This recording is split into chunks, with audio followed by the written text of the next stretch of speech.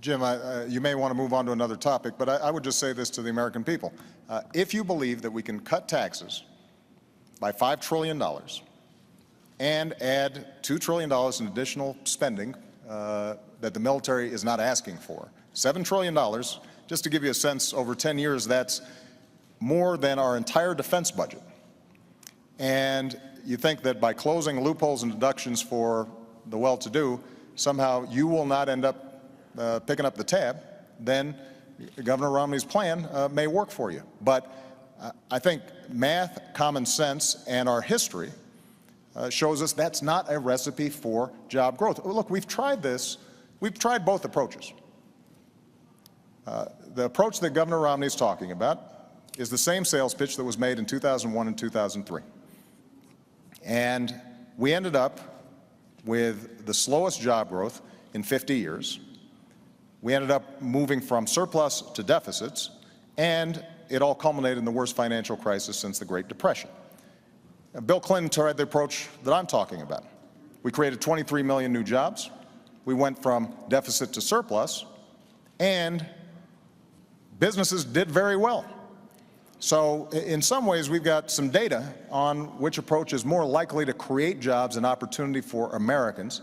And I believe that the economy works best when middle-class families are getting tax breaks so that they've got some money in their pockets.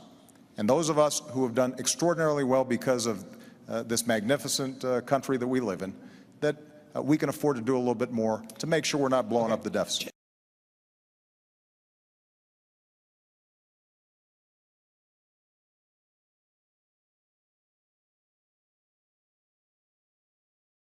When I walked into the Oval Office, I had more than $1 trillion deficit greeting me, and we know where it came from. 2 wars that were paid for on a credit card, 2 tax cuts that were not paid for, and a whole bunch of programs that were not paid for, and then a massive economic crisis. And despite that, what we've said is, yes, we had to take some initial emergency measures to make sure we didn't slip into a Great Depression. But what we've also said is, let's make sure that we are cutting out those things that are not helping us grow. So 77 government programs, everything from aircrafts that the Air Force had ordered but weren't working very well, 18 government programs for education that were well-intentioned but weren't helping kids learn. We went after medical fraud in Medicare and Medicaid very aggressively, more aggressively than ever before, and have saved tens of billions of dollars, $50 billion of waste taken out of the system. And I worked with Democrats and Republicans to cut $1 trillion out of our discretionary domestic budget. That's the largest cut in the discretionary domestic budget since Dwight Eisenhower. Now, we all know that we've got to do more. And so I put forward a specific $4 trillion deficit reduction plan. It's on a website. You can look at all the numbers, what cuts we make, and what revenue we raise.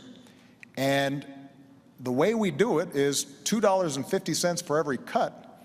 We ask for $1 of additional revenue, paid for, as I indicated earlier, by asking those of us who have done very well in this country to contribute a little bit more to reduce the deficit. Governor Romney earlier mentioned the Bowles-Simpson Commission.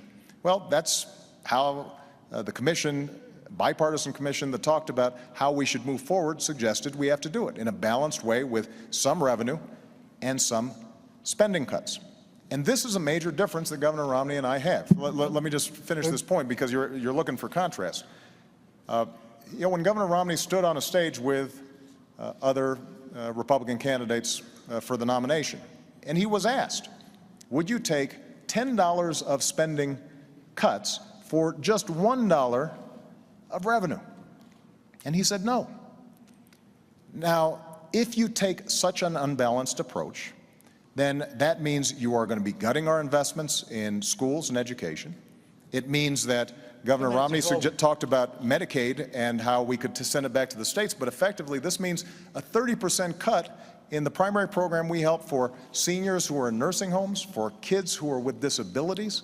Mr. President, and that is not a right strategy for us to move forward. Way over.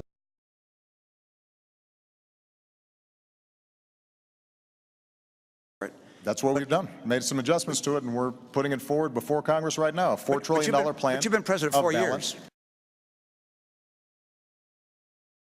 years. We've had this discussion before.